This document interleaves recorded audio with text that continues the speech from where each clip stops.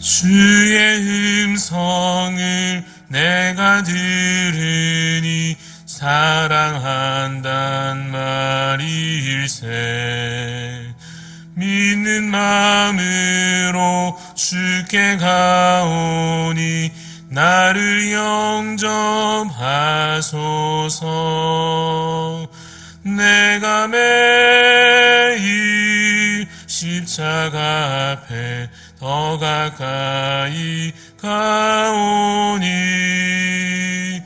구세주의 흘린 봄의 피로써 나를 정케 하소서. 주여 넓으신 은혜 베푸사 나를 받아 주시고 나의 품은 뜻 주의 뜻같이 되게 하여 주소서. 내가 매일 십자가 앞에 더 가까이 가오니 구세주의 흘린 봄의 피로써 나를 정케 하소서. 주의 보좌로 나아갈 때에 어찌하니 기쁠까. 주의 얼굴을 항상 배우니 더욱 친근합니다. 내가 매일 십자가 앞에 더 가까이 가오니 구세주의 흘린 봄의 피로써 나를 정케 하소서. 우리 구주의 넓은 사랑을 증명할 자 없으며 주가 주시는 참된 기쁨도 헤아릴 수 없도다. 내가 매일 십자가 앞에 더 가까이 가오니 구세주의 흘린 봄의 피로써 나를 정케 하소서. 아멘. 기도하시겠습니다. 사랑과 은혜가 풍성하신 우리 하나님 아버지, 우리에게 오늘도 생명을 다하여 주시고 주님을 아는 그 믿음을 우리에게 허락하여 주시며 또 하나님 말씀으로 우리에게 채워주시는 그 은혜를 주여 감사를 드립니다. 주님, 우리가 여전히 죄악 가운데 머물러 하는 어리석음과 게으름과 나태함을 주님 여전히 벗어버리지 못하는 것을 주여 보시며 용서하여 주시고 우리를 주님 오늘도 거룩한 자로 주님을 닮은 형상으로 주님 회복되어 갈 수 있도록 인도하여 주시옵기를 간절히 원합니다. 하나님, 그래서 오늘 주여 우리가 더욱더 말씀 앞에 가까이 나아가게 하여 주시옵소서. 주님, 기도 가운데 하나님의 귀한 음성을 들으며 그 뜻에 순종할 수 있는 마음과 그 지혜를 우리에게 허락하여 주시옵소서. 주여, 우리가 참으로 연약하오니 질병의 문제 앞에서 또 여러 가지 삶의 현실 앞에서 두렵고 주님 또 힘겨워할 때에 하나님 우리에게 참된 위로와 평안과 또 주님 능력을 더하여 주시사 믿음으로 주를 바라봄으로 승리할 수 있도록 주 안에 참된 평강을 누릴 수 있도록 주여 함께하여 주시옵소서. 주님, 오늘도 주여 우리가 말씀을 의지합니다. 우리에게 생명의 양식을 부어주시고 또한 삶의 지혜를 우리 가운데 허락하여 주셔서 참으로 주시는 이 말씀 따라 순종하며 살아가게 하여 주시옵소서. 선한 목자 되시는 주님을 의지하며 믿음으로 살아갈 수 있도록 오늘도 주여 우리 가운데 함께하여 주시옵소서. 감사를 드리옵고 살아계신 예수 그리스도 이름으로 기도드리옵나이다. 아멘. 오늘 주시는 하나님 말씀은 베드로후서 1장 12절부터 21절까지 말씀입니다. 베드로후서 1장 12절부터 마지막 21절까지 말씀 제가 봉독하겠습니다. 그러므로 너희가 이것을 알고 이미 있는 진리에 서 있으나 내가 항상 너희에게 생각나게 하려 하노라. 내가 이 장막에 있을 동안에 너희를 일깨워 생각나게 함이 옳은 줄로 여기노니 이는 우리 주 예수 그리스도께서 내게 지시하신 것 같이 나도 나의 장막을 벗어날 것이 임박한 줄을 알미라. 내가 힘써 너희로 하여금 내가 떠난 후에라도 어느 때나 이런 것을 생각나게 하려 하노라. 우리 주 예수 그리스도의 능력과 강림하심을 너희에게 알게 한 것이 교묘히 만든 이야기를 따른 것이 아니요 우리는 그의 크신 위엄을 친히 본 자라. 지극히 큰 영광 중에서 이러한 소리가 그에게 나기를 이는 내 사랑하는 아들이요 내 기뻐하는 자라 하실 때에 그가 하나님 아버지께 존귀와 영광을 받으셨느니라. 이 소리는 우리가 그와 함께 거룩한 산에 있을 때에 하늘로부터 난 것을 들은 것이라. 또 우리에게는 더 확실한 예언이 있어 어두운 데를 비추는 등불과 같으니 날이 새어 샛별이 너희 마음에 떠오르기까지 너희가 이것을 주의하는 것이 옳으니라. 먼저 알 것은 성경의 모든 예언은 사사로이 풀 것이 아니니 예언은 언제든지 사람의 뜻으로 낸 것이 아니요 오직 성령의 감동하심을 받은 사람들이 하나님께 받아 말한 것임이라. 아멘. 어제 이어서 우리가 베드로후서 1장 말씀을 함께 읽고 있습니다. 오늘은 12절부터 21절까지 함께 읽은 본문 말씀을 가지고 또 오늘도 세 가지 정도 주제를 가지고 함께 말씀을 묵상해 보고자 합니다. 첫 번째로 사람은 떠나도 말씀은 남는 자 됩시다 라고 하는 것입니다. 12절과 15절 끝에 반복되는 말이 있습니다. 무엇인가 하면 생각나게 하려 하노라 라고 하는 말씀입니다. 베드로가 지금 무엇을 기대하고 있는가 보니 사람들이 생각나기를, 기억하기를 기대하고 있습니다. 사람들이 무엇을 기억하기를 기대하는가 하면 베드로가 지금 전하고 있는 이 말씀, 베드로가 그들에게 전하는 이 복음의 말씀이 그들의 머릿속에 남기를, 그들이 나중에도 이것을 생각하며 기억할 수 있기를 기대하는 것입니다. 베드로에게 있어서 당시의 상황이라고 하는 것은 두 가지 측면에서의 특징이 있는데, 첫 번째는 그 당시는 영적으로 핍박 가운데, 그 핍박이 심해지고 있는 그러한 상황 가운데 있었습니다. 그래서 그러한 외부의 핍박과 여러 가지 고통 가운데 있으므로 성도들이 어떠한 현실에 처하여 있는 것입니까? 갈수록 고통받으며 믿음을 잃어버릴 수도 있는, 그들이 이제 예수님을 믿게 됐지만 그 신앙을 다시 잃어버릴 수도 있는 그러한 영적인 위기 가운데 함께 처하여 있는 것입니다. 또한 또 한 가지 그 당시의 상황이라고 하는 것은 무엇입니까? 베드로가 이제 가야 할 때가 다가오고 있는 것입니다. 14절 중간에 보니 나도 나의 장막을 벗어날 것이 임박한 줄을 알미라 라고 스스로 고백하는 바와 같습니다. 베드로가 이제 육신을 떠나 가야 할 때가 오고 있음을 스스로 느끼고 있는 것입니다. 그래서 13절에 내가 이 장막에 있을 동안에 너희를 일깨워서 생각나게 하는 것이 옳은 줄로 여긴다 라고 말하고 있는 것입니다. 여러분, 사도 베드로의 마음을 아시겠습니까? 이제 영적으로 여러 가지 핍박 가운데 성도들이 영적인 위기를 맞이하고 있고, 또 그래도 이제껏 여기서 그 사람들에게 영적인 그 영향력을 끼치며 말씀을 가르치며 섬기고 있던 이 베드로가 이제 또 떠나야 할 때가 오고 있는 이러한 상황 가운데 베드로가 이 말씀을 전하고 있는 것입니다.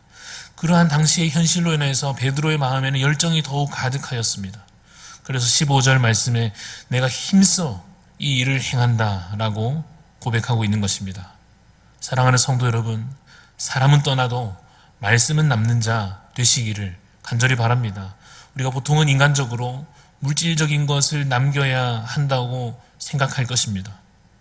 만약에 우리가 극단적으로 묻기를 둘 중에 하나만 선택해야 한다고 한다면은 여러분 자녀에게, 다음 세대에게 우리가 가지고 있는 재산과 물질들을 물려주거나 혹은 하나님을 믿는 그 믿음과 신앙을 물려주거나 그 둘 중에 하나만 해야 된다, 극단적으로 묻는다면 여러분 무엇을 자녀들에게, 우리 다음 세대에게 물려주려고 하시겠습니까? 지금 오늘날의 시대를 우리가 경제적으로 위기의 때다라고 말할 것입니다. 그래서 뭐라도 물려주어야 한다고 하는 나름의 어떤 인간적인 염려가 부모의 마음으로서 혹은 앞선 세대의 마음으로서 있을 것입니다. 그러나 그것보다 더 중요한 상황은 사실 무엇입니까? 경제적인 것보다도 이 시대가 그야말로 영적인 위기에 처하여 있다고 하는 것이 더 중요하지 않습니까? 그래서 뭔가 부모로서, 뭔가 앞선 세대로서 뭔가 그래도 이들에게 물려주어야 한다고 하는 그 마음이 우리 가운데 드는 것입니다. 오늘날 시대는 사실 핍박은 없습니다만은 기독교 신앙을 가진다 하여서 주일날 교회를 간다고 해서 어떤 물리적인 핍박이 있는 것은 아니다 할지라도 그럼에도 불구하고 이 시대는 더 큰 위기를 한편 맞이하고 있다고 말할 것입니다. 예를 들면 이렇습니다. 예전에는 타지에 자녀를 보내놓은 부모님들 마음에 보통 주일마다 이렇게 오후나 저녁쯤 전화하시지 않습니까? 오늘 교회 갔냐 안 갔냐 묻게 됩니다. 아이들이 가기도 하고 또 안 갔다 그러기도 하고 그럴 텐데 아직 신앙이 다 자라지 않은 자녀들을 타지에 보내놓은 그 부모의 마음에 염려가 될 텐데 요즘에는 여러분 어떤가 하면 어차피 교회를 못 가는 현실에 있지 않습니까? 가라고도 못하는 현실에 한편 있는 것입니다. 그래서 이 자녀들이 그 타지에서 영상으로 예배를 드리고 있는 건지 드렸다고 하는데 5분을 받는지 10분을 받는지 틀어놓고 딴짓을 했는지 물론 그 신앙이 어린 경우에 교회를 가도 비슷할 수도 있겠습니다만은 우리 다음 세대가 지금 이 어린 자녀들이 겪는 이 신앙의 위기라고 하는 것은 여러분 이전 역사에는 없던 새로운 위기를 맞이하고 있는 것입니다. 그래서 우리가 부모로서 앞선 세대로서 여러분 사실 언젠가 떠나실 건 아닙니까? 사람은 떠나도 말씀은 그들 기억에 남아있는, 말씀은 그들에게 신앙의 유산으로 전달되어 있는 그러한 복음의 전도자의 삶을 살아가시기를 간절히 바랍니다. 우리가 힘써 이 일을 오늘날에도 행하여야 할 것이요 다음 세대에 이루어질 일들을 미리 생각하여 보며 우리의 사명을 다해야 할 줄로 믿습니다. 오늘 본문 말씀 가운데 두 번째로 우리가 묵상하고자 하는 것은 먼저 16절 말씀을 읽고 할 텐데 16절을 보시면 우리 주 예수 그리스도의 능력과 강림하심을 너희에게 알게 한 것이 교묘히 만든 이야기를 따른 것이 아니요 우리는 그의 크신 위엄을 친히 본 자다 라고 베드로가 말합니다. 베드로는 어떤 사람입니까? 친히 본 사람입니다. 직접 본 사람입니다.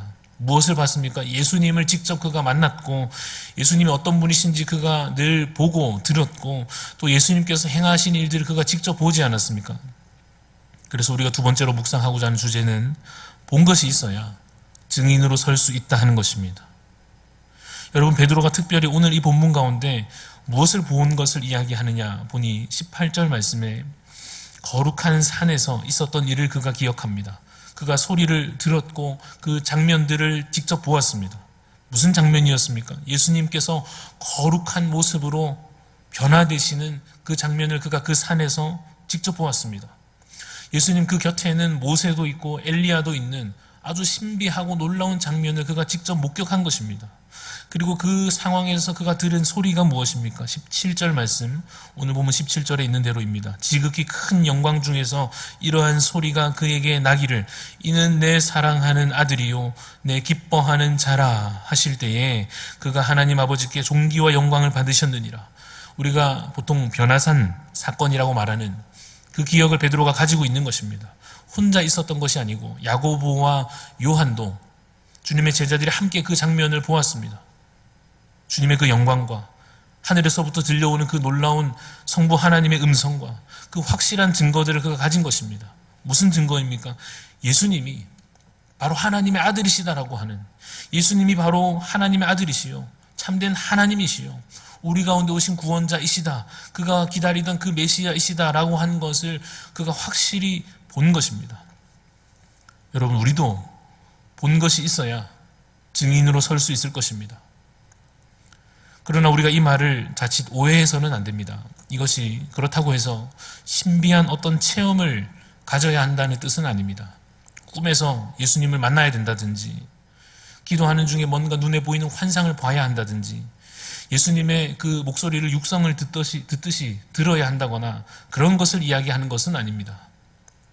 그러한 신비한 체험이 꼭 필요한가? 우리가 믿음으로 신앙생활을 하는 데 있어서, 또 주님의 증인으로 섬에 있어서 그러한 뭔가 눈에 보이는 것, 귀에 들리는 것, 그러한 체험들이 꼭 필요하냐 묻는다면 찬송가 545장 찬양의 가사로서 대답할 수 있을 것입니다. 이 눈에 아무 증거 아니 배워도 믿음 안에 우리가 살아갈 것이요, 이 귀에 아무 소리 아니 들려도 하나님의 그 약속 위에 우리는 설 수 있는 것입니다. 그래서 우리가 말하는 것은 현실적인 상황 가운데, 어떠한 신비한 체험 가운데 그런 것을 보아야 하느냐, 그런 것이 없어도, 그런 것을 본 것이 없어도 우리가 증인으로 설 수 있습니다. 그러면 오늘 우리가 말하는 우리도 본 것이 있어야 증인으로 설 수 있다라고 하는 것은 무슨 뜻인가 하면, 쉽게 말하면 주님을 만나야 한다는 뜻입니다. 그러면 주님을 만나는 건 또 무슨 뜻인가 하면, 그 얼굴을 직접 뵈야 하느냐? 물론 이것을 사실 잘 설명하는 것이 어렵습니다만은, 옛날에는 제자들 앞에 예수님께서 육신으로 나타나셨지 않습니까? 그래서 그들은 주님을 그렇게 육신으로도 만날 수 있었습니다. 그러나 지금은 주님께서 우리 가운데 영적으로 존재하시고 우리 가운데 영적으로 다가오는 것입니다. 그래서 우리가 오늘날 주님을 만난다고 하는 것은 기본적으로 영적인 체험입니다. 그래서 기본적으로 말하자면 감각적으로 무엇인가 보이고 무엇인가 들리고 만져지고 하는 것이 필수적인 것은 결코 아닙니다. 주께서 오늘 우리에게 영으로서 다가오십니다. 그래서 여러분, 사실은 우리가 노력하는 것 이전에 이것은 사실은 하나님께서 우리에게 주시는 은혜에 가까운 것입니다. 그래서 주님을 여러분 만나러 가십시오 라고 권면하기보다는 사실은 주님께서 우리에게 만나러 와주시기를 사모하십시오 라고 권면하는 것이 어떤 의미에서는 더 가깝지, 더 맞지 않나 하는 생각이 듭니다. 아무튼 중요한 것은 주님을 만나야 된다고 하는 사실입니다. 여러분, 그렇지 않습니까? 사실 아무리 우리가 자녀들에게, 다음 세대에게 신앙을 남겨주려고 해도 뭔가 가진 것이 있어야, 뭔가 줄 것이 있어야 남겨줄 수 있지 않습니까? 받은 은혜가 아무것도 없는데, 내가 깨달은 말씀이 아무것도 없는데 어떻게 줄 수 있습니까?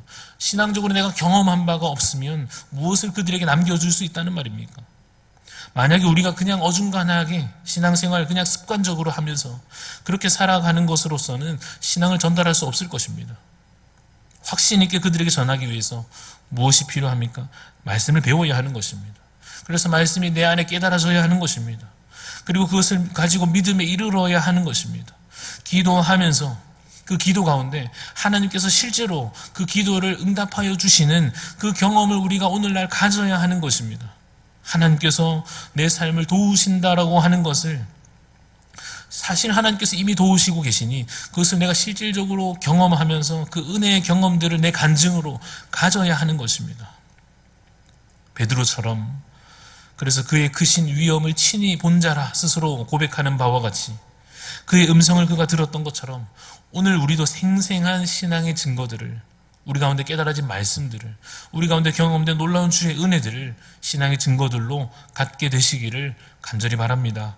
마지막으로 오늘 본문 가운데 세 번째로 읽는 것은 20절, 21절 말씀입니다.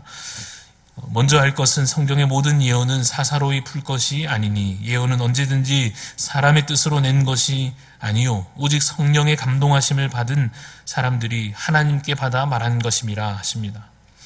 모든 예언은 어떻게 하면 안 된다 합니까? 20절에 사사로이 풀 것이 아니다. 이 말은 자기 마음대로 풀어서 해석하면 안 된다는 것입니다.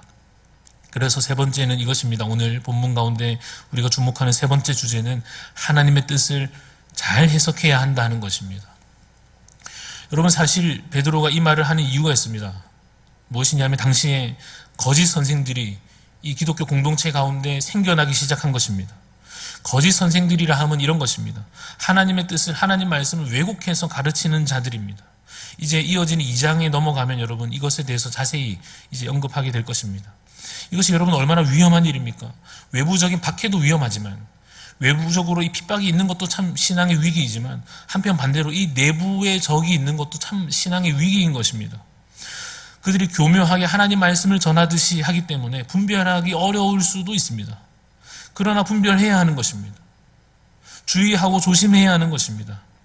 예언은 이 사람의 뜻으로 사사라이 풀 것이 아니기 때문에 그렇습니다. 오직 성령의 감동하심을 받은 사람들을 통하여 하나님께서 그 진리의 말씀을 우리 모든 성도들에게 주려 하시는 것입니다. 여러분, 이 땅에 코로나가 1년 내내 한창입니다만 한때 신천지 사태가 일어났을 때 참 새로운 현상이 하나 있었습니다. 무엇인가 하면 이 교회들이 자신이 속한 교단을 인증하는 것이었습니다. 우리는 이러한 교단에 속한 교회입니다 라고 인증하여 오히려 공개적으로 드러내려 했습니다. 여러분, 교단을 확인하는 것이 건전한 신학을 위한 의미에서 어느 정도 필요할 것입니다.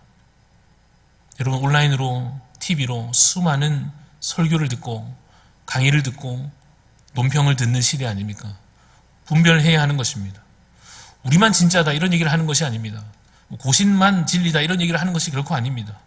너무나도 위험한 말도 안 되는 이단들이 너무나 많기 때문에 그렇습니다.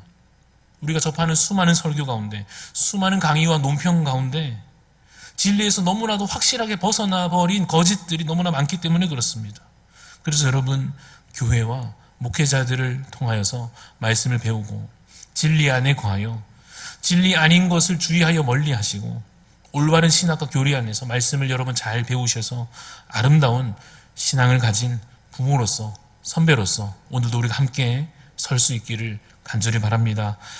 오늘 우리에게 주시는 말씀을 기억하며 함께 기도할 때에 하나님 우리에게 그러한 지혜를 주시고 말씀 안에 온전히 진리 안에 거하게 하여 주시고, 또한 주님, 우리가 본 것이 있어서 전할 수 있는 주님의 증인 될 수 있도록 참으로 오늘도 우리가 주님을 만나며 주님의 그 은혜 안에 주여 거하게 하여 주옵소서. 이런 기도 제목들 가지고 기도하시고 자유롭게 기도하시기 바랍니다. 하나님 아버지, 주님 오늘도 우리에게 주신 이 새 하루를 주 안의 믿음으로 살아가기를 주여 간절히 원합니다. 하나님, 우리 참으로 연약하오니 우리에게 주님 믿음을 더하여 주시옵소서. 하나님, 특별히 우리가 그래도 이렇게 신앙생활 해가는 믿음의 세대로 주님 세워져 가고 있으나 또 우리 다음 세대를 바라볼 때, 우리 자녀들을 볼 때 얼마나 참으로 염려되는지 모릅니다. 그러나 주께서 주님 우리를 통하여 말씀을 그들에게 전하여 주시고, 우리가 떠날지라도 말씀이 남게 하여 주시고, 주님 아버지, 이 세대가 지나갈지라도 하나님 다음 세대에 놀라운 주의 영광을 볼 수 있도록 하나님 신앙의 유산들이, 믿음의 귀한 유산들이 잘 전달될 수 있도록 아버지 우리를 사용하여 주시옵소서.